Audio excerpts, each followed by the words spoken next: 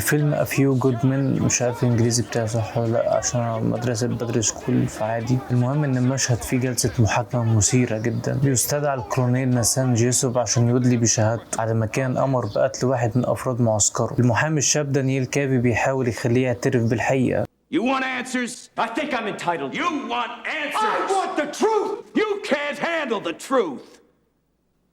بيزعق كافي في القاعة ويطالب جيسوب انه يقول الحقيقة. بيرد عليه جيسوب بصوت اعلى: انت ما تقدرش تتحمل الحقيقة. مشهد قوي بيوضح مكانة الحقيقة في النظام الاخلاقي عند الكولونيل جيسوب. هو شايف ان الواجب الاخلاقي اللي اتحاكم عليه كان خير وخيريته مطلقة وثابتة. المؤسسة بتاعته فجأة قررت تحاكمه، وده اللي خلى جيسوب يستغرب جدا من الموقف. تعالوا نضرب مثل عشان نفهم اكتر. تخيلوا معايا لو حد فينا شاف حادثة في الشارع وقرر انه يساعد الضحايا. هو شايف انه عمل خير، بس فجأة جه حد واتهمه انه السبب في الكارثة دي وقرر يحاكمه. اكيد هيكون رد فعله زي الكولونيل جيسوب، يستغرب جدا من الاتهام ده. هو شايف انه عمل خير. ازاي ممكن نكون شايفين نفسنا بنعمل خير ونتفاجئ ان في ناس بتتهمنا بالشر؟ المؤسسة زي ما الفيلم بيوضح دايما بتعمل حاجات غلط من ورا الستار، بس عشان سمعتها بتلقي اللوم على حد تاني. فجأة بقى جيسوب هو الشرير في القصة، مع ان كل اللي عمله انه نفذ الاوامر. هنا بقى بنشوف الصراع ما بين المثل العليا اللي هي فكرة الخير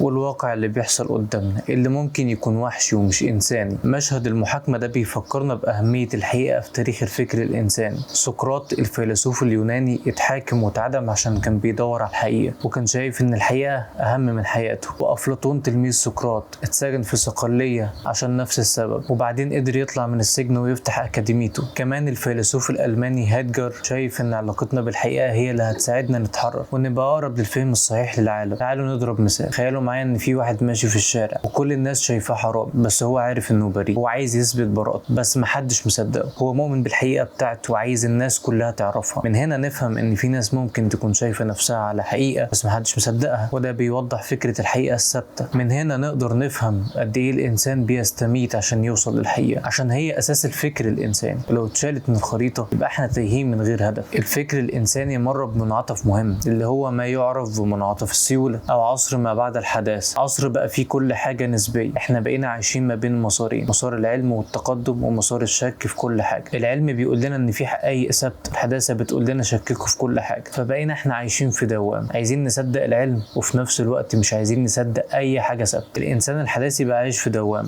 هو عايز يعرف وفي نفس الوقت مش عايز يصدق. عشان نفهم ازاي الانسان الحديث بيفكر لازم نفهم ازاي العلم بيشتغل. العلم بيعتمد على فكرة ان في مشكلة او ظاهرة عايزين نحللها ونفهمها، فبالتالي بقت كل حاجة حوالينا تحت الميكروسكوب وكل حاجة بندرسها بنشكك فيها. تعالوا نضرب مثل. تخيلوا معايا ان في عالم بيحاول يفهم ليه التفاحة بتقع من على الشجر. هو عايز يعرف ازاي الجاذبية بتشتغل وعايز يدرس كل حاجة حواليه. الفايدة من المثال ده اننا نفهم ازاي العلم بيعتمد على فكرة الدراسة والتحليل، وان مفيش حاجة بتعدي من غير ما تتشاف تحت الميكروسكوب. وده اللي بيودينا لفكرة الحقيقة المطلقة. الانسان الحديث بقى عايش في دوامة الشك، فبقى صعب عليه انه يؤمن بحاجة ثابتة، فبقى يركز على الحاجات اللي حواليه اللي تشبع رغباته وتحقق مصالحه. ويليام جيمس بتاع المدرسة البرجماتية قال لما تكون الحجج متساوية يبقى مفيش فرق بين النظريتين، كل اللي علينا اننا نشوف ايه اللي احسن من حيث النتائج. جيمس شايف ان مفيش حاجة اسمها حقيقة ثابتة، وان احنا اللي بنحدد ايه الصح وايه الغلط على حسب مصلحتنا. الفايدة من كلام جيمس اننا نفهم ان فكرة الحقيقة المطلقة ضعيفة، وان مصلحتنا هي اللي بتتحكم في افعالنا. الفكرة دي ممكن تودينا لنتائج كارثية. يعني ايه؟ يعني ممكن نصحى الصبح نلاقي الكذب بقى حاجة عادية وكويسة والسرقة بقت حلال، ده كله عشان بتشبع رغباتنا. فكرة الخير والشر بقت نسبية، ومفيش حاجة اسمها خير مطلق او شر مطلق، كل حاجة بتتغير على حسب مصلحتنا. خلونا نضرب مثال. تخيلوا معايا ان في واحد بيسرق عشان يقدر يعيش. هو شايف انه بيعمل حاجة غلط، بس في نفس الوقت السرقة دي بتشبع رغبته في انه يعيش. الفايدة من المثال ده اننا نفهم ان فكرة الخير والشر بقت نسبية، وده بيوضح خطورة الموضوع. الانسان الحديث بيعيش في دوام، لو عايز يؤمن بحاجة لازم يشكك في كل حاجة حواليه، لو عايز يحقق مصالحه لازم يتجاهل الحقيقة. الانسان الحديث بقى عايش عشان الوظيفة، عايز يعيش ويشتري ويستهلك من غير ما يهتم باللي حواليه. ويليام جيمس قال الحق ممكن يتغير على حسب احتياجاتنا، مفيش مقياس للحق غير المنفعة. تعالوا نضرب مثل تاني. تخيلوا معايا ان في شركة بتصنع منتج وبتقول للناس انه صحي، بس فجأة اكتشفنا انه بيضر بصحتنا، بس الشركة مش هتعترف عشان مصلحتها. الفايدة من المثال دوت اننا نفهم ان في ناس ممكن تضحك علينا وتبيع لنا حاجة غلط عشان مصلحتها. الفكرة ان المصلحة بقت هي اللي بتحكم، وده بيخلي افعالنا احنا نسبية وبيخلينا تايهين ومش عارفين الصح من الغلط. في النهاية احنا بنتكلم عن فكرة الحقيقة وازاي اتشوهت عشان تناسب مصالح. بس السؤال اللي بيفرض نفسه، واحنا كده فعلا عايشين في حقيقة ولا بنعيش في كذبة كبير؟ اتمنى تكون الفكرة وصلت. ممكن يكون التفصيل مش مناسب او مش واضح كفاية، ولكن اظن ان الخطوط الرئيسية معلومة ومتشافة لاي حد عايز يفكر. شكرا، اشوفكم في فيديو تاني على خير. سلام.